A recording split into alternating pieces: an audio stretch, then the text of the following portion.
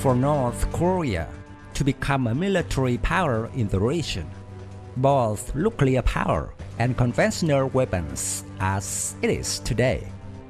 There was a great deal of help from the Soviet Union.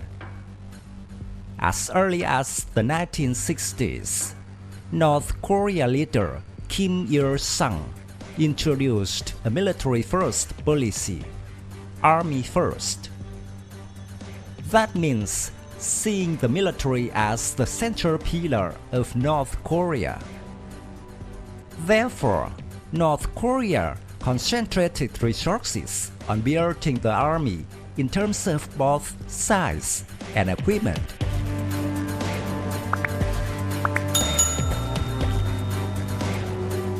The current growth of the Korean army was greatly supported by China, both in terms of organization, staffing, and training.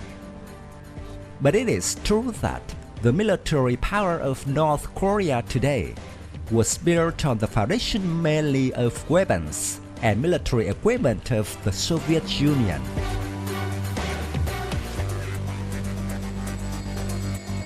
North Korea and South Korea was divided after World War II.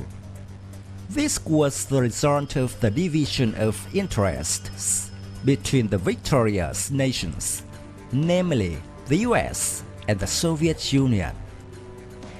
North Korea was under Soviet influence, and South Korea was under American influence. Immediately after taking over the Japanese surrender, the Soviet Union actively helped North Korea build up its military. From 1949 to 1952 alone, the Soviet Union provided military aid worth 200 million rubles.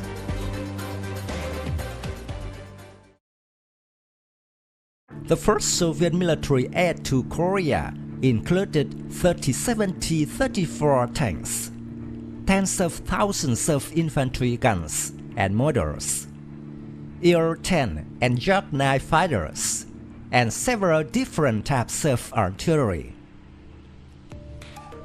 In addition to providing weapons and military equipment, the Soviet Union also sent about 4,000 military personnel, not only to train North Korea's burgeoning forces, but also to provide combat support and technical expertise during the 1950 to 1953 Korean War.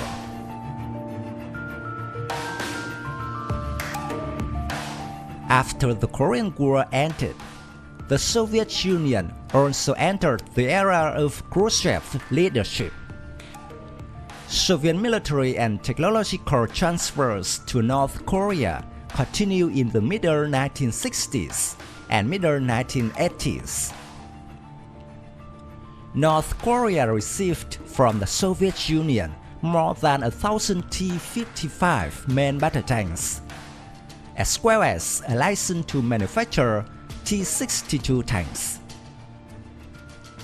The domestically produced North Korean version is called Chonmaho.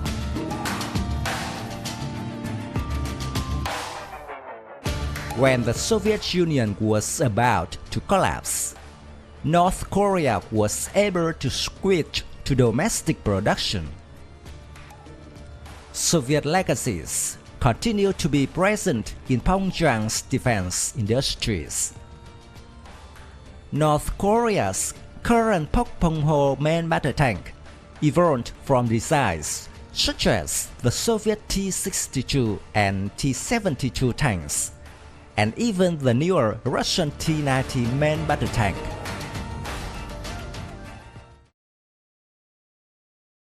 In the small arms segment, TAF-58 and 68 assault rifles are manufactured by North Korea based on the AK-47 and AKM licenses of the Soviet Union. Even the latest model of the TAF-88 assault rifle is based on the Soviet AK-74. Similarly, North Korea's Air Force consisted of more than 200 Soviet fighters, notably the MiG-29, Il-28, and Su-25. Their current air defense force consists almost exclusively of Soviet S-200, S-125, and S-75 surface-to-air missile systems.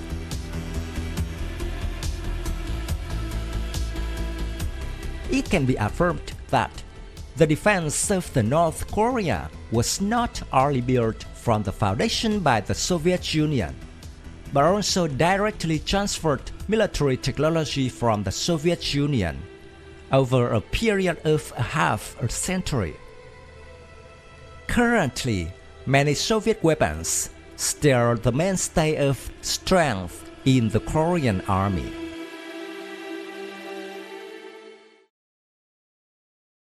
However, the successor of the Soviet Union, Russia, did not make strong moves to help North Korea like it did under the Soviet Union.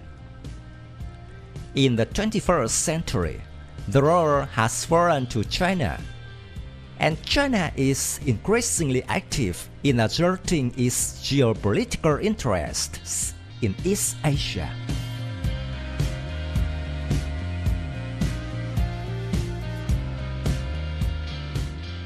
My video about the North Korean army ends here. Thank you for watching. If you find this video interesting, please give me your thumbs up. Don't forget to subscribe to support the channel. Goodbye and see you again in the next videos. Tạm biệt và hẹn gặp lại quý vị và các bạn trong các video tiếp theo.